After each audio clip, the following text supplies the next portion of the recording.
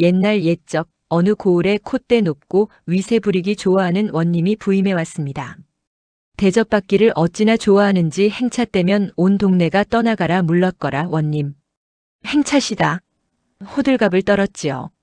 마을 사람들은 불호령이 무서워 멀리서 소리만 들려도 땅바닥에 납작 엎드리기 바빴습니다. 어느 화창한 봄날 원님이 가마를 타고 으스대며 마을 어귀를 지나가는데 길 한가운데 7살쯤 된 꼬마가 앉아 흙장난을 치고 있었습니다. 나졸들이 이놈. 당장 길을 비키지 못할까? 호통을 쳤지만 아이는 들은 척도 않고 고사리 같은 손으로 흙만 주물럭거렸습니다.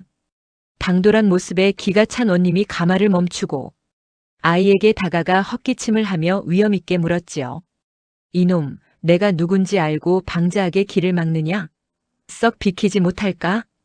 그러자 아이가 고개를 들어 말똥말똥 쳐다보며 대답했습니다. 저는 지금 성을 싸는 중입니다요. 원님이 맹랑한 녀석을 놀려줄 요량으로 수수께끼를 던졌습니다. 오호라, 성을 쌓는다? 그렇다면 묻겠다. 내가 쌓은 성이 비켜야 오르냐, 내가 막아 비켜야 오르냐? 정녕 똑똑하다면 대답해보거라. 원님은 속으로 쩔쩔매며 울음을 터뜨리겠지 하며 내심 우쭐했습니다. 그런데 아이는 흙 묻은 손을 털며 당차고 또렷하게 말했습니다. 원님, 제가 서당에서 예절을 배웠습니다만 사람이 성을 피한다는 말은 들었어도 성이 사람을 피해 비켜준다는 말은 단 한 번도 못 들어봤습니다. 원님께서는 어느 책에서 성이 비켜야 한다고 배우셨습니까? 순간 원님의 얼굴이 화끈 달아올랐습니다. 가만히 생각해보니 꼬마의 말이 100번 지당했기 때문이지요. 장난으로 쌓은 흙성이라도 세상 이치상 성이 가마를 피할 수는 없는 노릇이었습니다. 멍하니 서 있던 원님은 이내 무릎을 탁 치며 껄껄 웃음을 터뜨렸습니다. 내 말이 맞다. 내 아무리 원님이라지만 세상 이치를 거스르고 성보고 가마를 비키라 할 수는 없는 노릇이지. 결국 콧대 높던 원님은 아이의 재치에 탐복하여 가마꾼들을 시켜 흙성을 빙 둘러 지나갔습니다. 길가에 엎드려 숨죽이던 마을 사람들도 그제야 참았던 웃음을 터뜨리며 가슴을 쓸어내렸지요. 꼬마의 지혜로운 말 한마디가 하늘 높은 줄 모르던 원님의 콧대를 기분 좋게 꺾어준 통쾌하고 마음 따뜻해지는 옛날 이야기입니다. 13달. 무려 1년 1개월입니다. 가장이 월급을 1년 넘게 한 푼도 못 받으면 속이 어떻겠습니까? 1882년 조선 목숨 바쳐 나라를 지키던 구식 군인들의 처지가 그랬습니다. 당시 궁궐엔 별기군이라는 신식 군대가 생겼습니다. 이들은 서양식 군복에 좋은 무기를 들고 최고 대우를 받았습니다. 반면 구식 군인들은 찬밥 신세였죠. 군복은 누더기가 됐고 가족들은 굶주림에 지쳐 나무껍질로 버틸 지경이었습니다. 그러던 어느 날 담비 같은 소식이 들려옵니다. 드디어 밀린 월급인 쌀을 나눠준다는 겁니다. 여보, 드디어 쌀이 나온대. 우리 새끼들. 흰 쌀밥 한번 배불리 먹여보자. 군인들은 기뻐하며 선해청으로 달려갔습니다. 그런데 쌀가마니를 열어본 군인들은 눈을 의심했습니다. 쌀에서 썩은 내가 진동했습니다.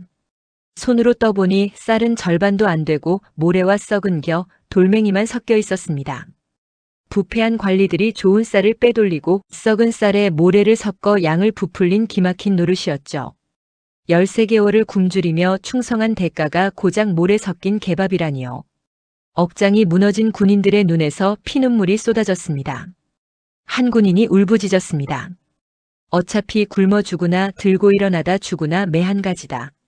우리를 개돼지 취급하는 놈들을 쓸어버리자. 억눌렸던 슬픔은 활화산 같은 분노로 터졌습니다. 호랑이 떼로 돌변한 구식 군인들은 창과 총을 집어들었습니다. 핍박받던 빈민들까지 합세하자 수천 명의 성난 군중은 횃불을 들고 밤거리를 질주했습니다. 그들의 발걸음은 모래쌀을 빼돌린 탐관 오리들의 집을 박살내고 마침내 조선의 심장 창덕궁으로 향했습니다. 문 열어라. 굳게 닫힌 창덕궁 도나문이 성난 백성들의 함성에 무너져 내렸습니다. 임금이 계신 궁궐이 점령당한 겁니다. 백성의 피를 빨아먹던 고관대작들과 민씨, 정권 일가는 혼비백산하여 담을 넘어 도망치기 바빴습니다. 궁궐 안은 아수라장이 되었고 성난 백성들은 부패한 관리들을 찾아 처단했습니다. 단지 가족과 밥 한 끼 배불리 먹고 싶다는 소박한 꿈. 그 밑바닥에 생존권마저 짓밟혔을 때 묵묵히 엎드려 있던 백성들은 가장 무서운 심판자가 되었습니다. 권력에 눈이 멀어 백성의 밥그릇을 우습게 여긴 대가는 참혹했습니다. 모래 섞인 쌀 한 줌이 쏘아 올린 조선 팔도의 분노. 140여 년이 지난 지금도 그날 창덕궁을 뒤흔들었던 굶주린 자들의 함성은 뼈아픈 교훈을 남기고 있습니다. 백성을 하늘처럼 섬기지 않는 권력은 결국 백성의 손에 무너진다는 서늘한 진실을 말입니다.